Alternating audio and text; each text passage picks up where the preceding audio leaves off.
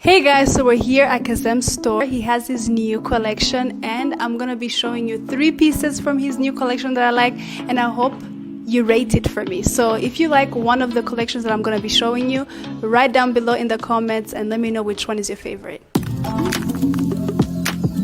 This is the first look that I loved. It just gives elegance. I don't know if it makes sense. I always love not too long, not too short dress, and this really defines everything.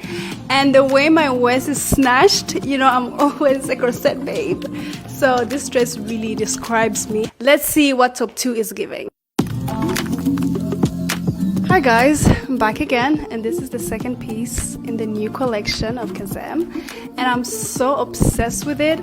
So let's get into this look. This one is giving brunch, but also if you're ready to sign that expensive contract, scare them.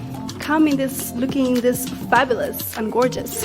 The pants are not too tight and the top is also loose, so you can literally just wear it anywhere you want.